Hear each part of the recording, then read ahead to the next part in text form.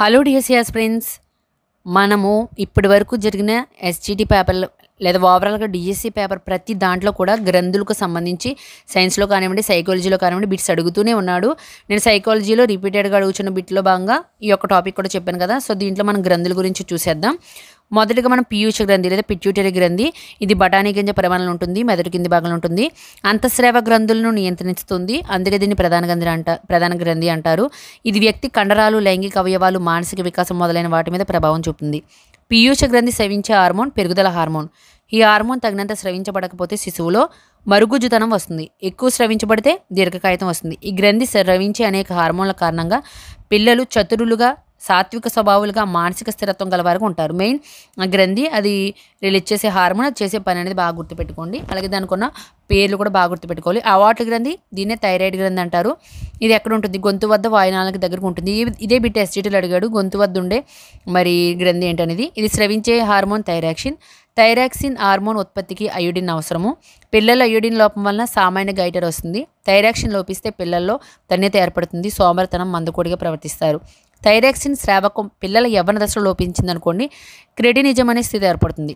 ఈ స్థితిలో మెదడు అస్సలు వికసించదు. మందబుద్ధిత్వం, మానసిక క్షీణత, అస్థిపంజర పెరుగుదల లోపం, జననేంద్రియాల వికాసంలో ఆలస్యం అవుతుంది. థైరాక్సిన్ స్రావకం వయోజన దశలో లోపిస్తే మిక్సోడిమా అనే స్థితి వస్తుంది. యవ్వన దశ క్రెటినిజం, వయోజన దశ మిక్సోడిమా. ఈ స్థితిలో వ్యక్తి మందకోడిగా ప్రవర్తించడం, లైంగిక ఆసక్తత కనిపించడం, నిద్రలేమి, మందబుద్ధి ఉంటుంది. థైరాక్సిన్ స్రావకం తీవ్రంగా ఉండే పిల్లలు ప్రభావశీలుగా, అత్యాసపరులుగా కనబడతారు.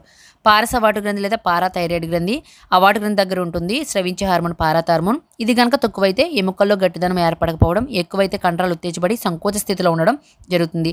ఈ స్థితిని టిటానీ అంటారు. నెక్స్ట్ అధిరొక్క గ్రంథి లేదా అడ్రినలిన్ గ్రంథి. ఇది మూత్రపిండాలపై టోపీలో ఉండే వినాల గ్రంథులే అడ్రినలిన్ గ్రంథులు. ఈ గ్రంథి స్రవించే హార్మోన్ అడ్రినలిన్. ఈ స్రావకం ఎక్కువైందనుకోండి, త్వరగా జననేంద్రియ వికాసం, అమ్మాయిలకు మీసాలు, పురుషుల వలె స్వరం బొంగురుగా రావడం జరుగుతుంది. వ్యక్తి ఉద్వేగాలపై అడ్రినలిన్ ఎక్కువగా పనిచేస్తుంది. అడ్రినలిన్ను ఫ్లైట్ హార్మోన్ అంటారు. Fight hormone. నెక్స్ట్ ముష్కాలు, టెస్టిస్.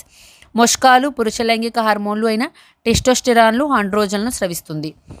టెస్టోస్టెరాన్ విడుదల కాకపోతే అబ్బాయిలో మగ లక్షణాలు వృద్ధి కావు. ఈ పరిస్థితిని నపుంసకత్వం అంటారు. నెక్స్ట్ స్త్రీబీజ కోశాలు.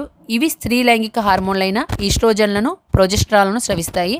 ఈస్ట్రోజన్లు విడుదల కాకపోతే అమ్మాయిలు స్త్రీ లక్షణాలు వృద్ధి కావు. అతిగా స్రవించబడితే దౌర్జన్యశీలతను కనపరుస్తారు. తక్కువ స్రవిస్తే సంగీత సాహిత్య కళలో ప్రావీణ్యతను అర్జిస్తారు. క్లోమం మిశ్రమ గ్రంథి. దీనిలో లంగర్హాన్స్ పుట్టికలు రక్తంలోని గ్లూకోజ్ను నియంత్రిస్తాయి. ఇవి ఫ్రెండ్స్ ఈ యొక్క గ్రంథుల నుంచి ఖచ్చితంగా ఒకటి వస్తుంది. ఆ గ్రంథి ఏంటి? గ్రంథి విడుదల చేసే హార్మోన్, అది పని. సో బాగా చూసుకోండి. Thank you.